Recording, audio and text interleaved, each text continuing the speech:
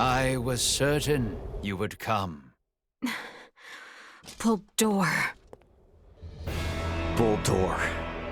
You've lost yourself in your twisted dreams of what the Scorpium might offer you. Take a good hard look at yourself now.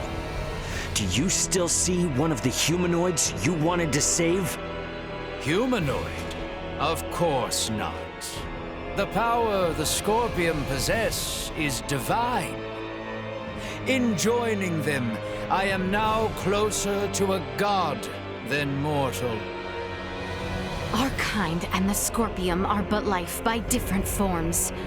None of us living can claim ourselves gods. And there is no need for any of you to be. My only desire is for you to join us and live your lives in a whole new world, one free of sickness and conflict. As Emperor of Vey'l, it is my duty to lead my people to peace. And in becoming the Scorpium's god, I can finally fulfill my duty. Your current existence is no different from an android like myself. Constructed by humans, given life through technology, we will never be gods. Listen to yourself. Are the gods of history not but man-made creations? Then surely you would agree that the most godlike among us now is either you or myself. You're a paltry excuse for one. Man cloaks himself in knowledge and power taken from others and mistakes himself an idol. You are just one of many who litter the pages of our history. Yes, correct. And even with all the technological advancements we've seen, your story is quite common. History itself will determine my divine status. Once the whole universe is one with the Scorpium, we shall be omnipotent. We shall become God. Well, it'll be impossible for you to become one, since we're here to make sure that never happens. The universe needs not such a deity. If there is anything divine in this world, it is but the flame of life inside of all of us. Mortal life has always feared the unknown. A fear of the divine is only natural. Yet fear you will not find in us, nor a thought spared for the desecration you speak of. No god has saved me. My salvation is owed to the Scorpion, who gave me this form. They are nestled beside my own soul in this mortal shell. Try as you may, you can never replace them. We're not going to get anywhere arguing about this. Are we, Bohld'or? At last, a sentiment I find agreement with. As mortals, we stand more powerful than the god you claim to be. Princess Leticia, it is precisely that fiery spirit of yours which Scorpium so desperately needs. Join me, my new daughter. Detecting incoming attack.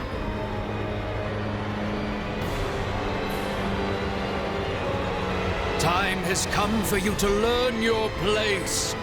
Behold, the infinite power of a god! The Scorpion way is to seek the evolution of all life through integration. Affirmative. Why then do you inhibit us so? There was never integration. Neither was integration any more than one countless possibility. You, a grown men to find those suited to join us, would now deny our very way. Correct.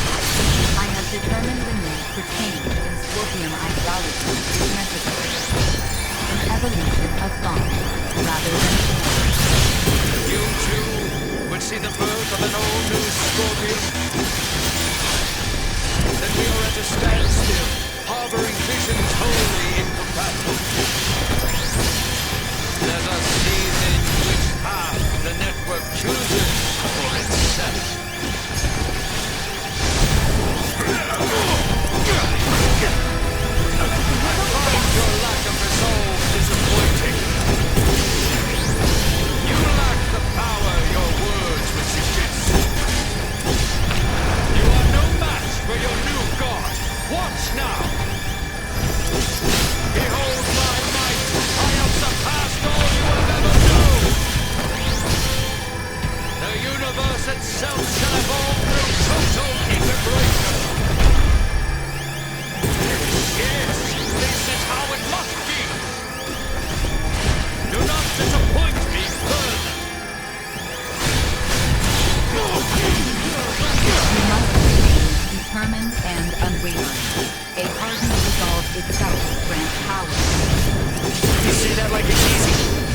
We can just wield sheer will like a sword and stab him! A battle in this digital realm essentially equates to the use of data traffic to overwhelm your opponent. For organic life forms like yourselves, it may be best to think of this as what you call willpower or resolve. Mind against mind. Heart against heart. Your refusal to accept Bohld'or as God is your weapon against him. Come now! Join us, my children! I alone have the knowledge and power to save people from illness! I don't need your interference! Each of us must find within ourselves the strength to defend that which we cherish. You and I are disparate beings. I cannot stand your presumption to speak in my place. Never have I relied on the power of the divine. My well-being will forever be delivered by mine own hand. Gods are a norm, but are not an existence. We humanoids unfortunately cause war and strife, but we too are the ones who bring peace and order. No! This cannot be! A god cannot be bested! Think yourself stronger!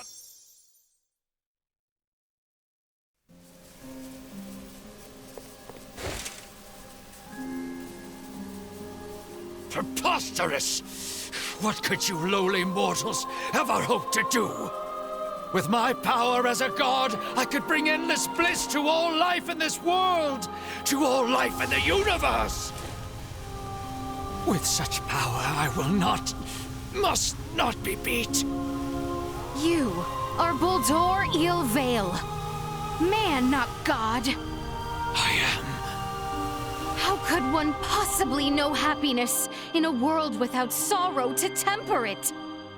A world forged from single-minded devotion is ultimately the same as one empty of all.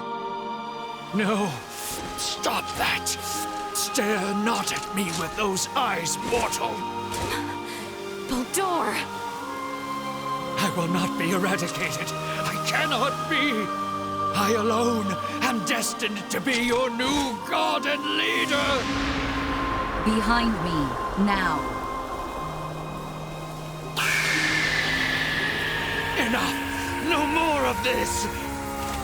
I will not be defeated here! I refuse! What's going on? Bohld'or's will endures and refuses to be erased. Should he continue to resist in this way, his virtual realm will be obliterated with all in it. Bohld'or! Cease this at once! The battle is over! Words are useless. I will do what is needed. Please, no! My universe yet needs me!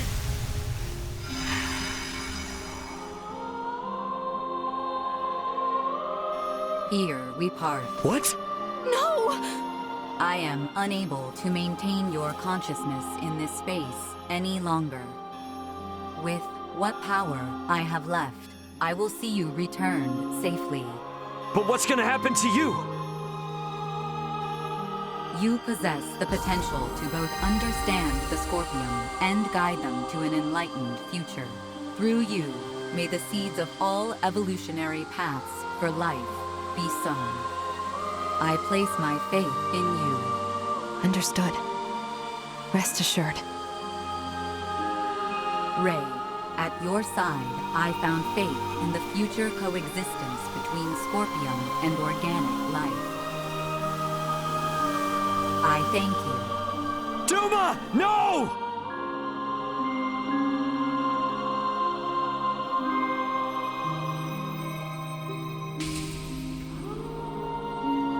My investigation is at its end.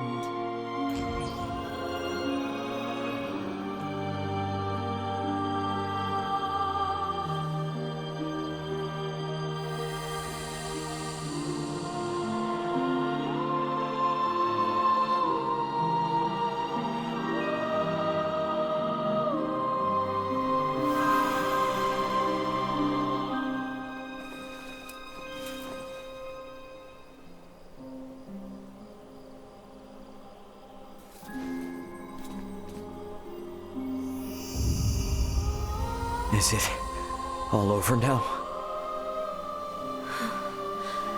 I'm inclined to believe it only just begins. I would agree. Thank you, Duma.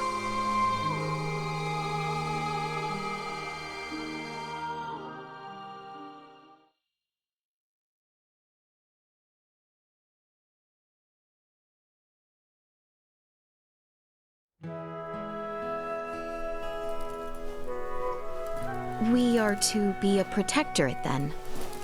Yes. As I mentioned before, Aster 4's prolonged contact with more advanced civilizations categorized it as a protectorate of the Pangalactic Federation. Are we to be subjected to surveillance by an ambassador? No, nothing quite as direct as that. Aster will remain under observation to prevent any unnecessary interaction with advanced civilizations until it reaches a certain threshold. Pretty imperious, aren't you? Was that not where the Federation's faults originally lie? Guess some things are hard to change. And though it might not exactly be compensation, all of you who have been subject to intense intervention now have the option to travel to any Federation system to live or study. Studying on a different planet. I must say, I don't hate the thought. Right? Agreed. But I must refuse. I vowed to attend to tasks on this planet using mine own strength. I've had lesson enough as to the consequences of progression that was acquired through the power of others. That's true. If I studied medical science at such an advanced level, I'm pretty sure I could save lives all across the universe. But first and foremost, I want to treat the suffering people of this world with my own hands and using our own techniques. Our journey into the stars must be one born of our own volition. Only then will we find ourselves on equal ground with you and yours. I see. You know, you're probably right. Does the Underdeveloped Planet Preservation Pact restrict us from assembling together like this? Is this the last time we'll ever see one another? Well, I can't speak for Marielle, but Elena and I aren't bound by Federation laws. We can come and go whenever we want. Vey'l will play a critical role in the Federation's investigation of the Scorpium for sure. Which means there will be times when we will need to contact Colonel Valange and Lieutenant Lola here on Aster. Which should mean that I can see all of you again, so long as I avoid contact with anyone else. That is news I am relieved to hear. Gathering together is the best way for me to share in the experiences of my non-Scorpion companions. Yeah, I mean, if it were up to me, I'd set up a branch of Lawrence Logistics right here in Osarius, and that would let us see as much or as little of each other as we could ever want. Now is a time for restraint. Surely, the events here have opened your eyes to the importance of the Federation's Underdeveloped Planet Preservation Pact. Yeah, I get it. But come on, you gotta at least see how hard that is on a personal level. Don't be so uptight. I say this with respect to the positions of both Elena and Marielle. But, from my own view, I fail to find fault in Raymond's suggestion. Wow, Albie. Can't say I expected that coming from you. Spare me. I simply speak for us all. I wonder if my ancestors also felt the same way long ago.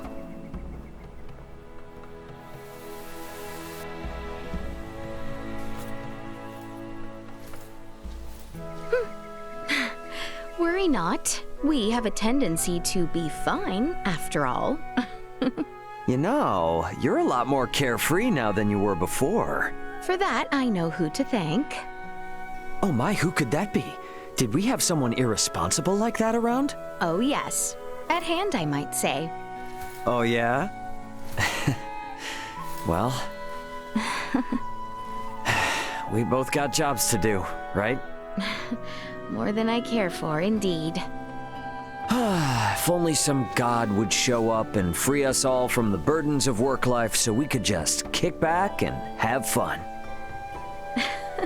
Says the man bound to place his burdens on the shoulders of poor Chloe and Elena. Hey, I've become crazy capable after all this. I'm sure they feel like they can just relax and enjoy the ride. You are free to believe whatever you want. Ray? Okay, let's leave it at that. Ray, this is the Aldous. We're now in geostationary orbit. Copy that. Yep, best get going before this turns into another pick-on Ray fest. It does seem about time. This is Raymond for the Aldous. Commence transfer.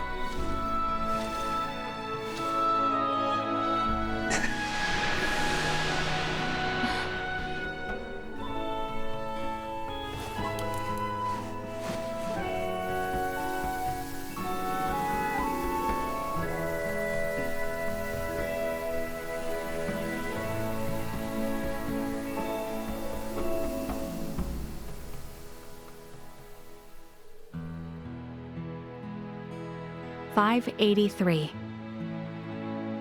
An unprecedented crisis for the Pan-Galactic Federation was resolved with the cooperation of the planets Vey'l and Aster IV.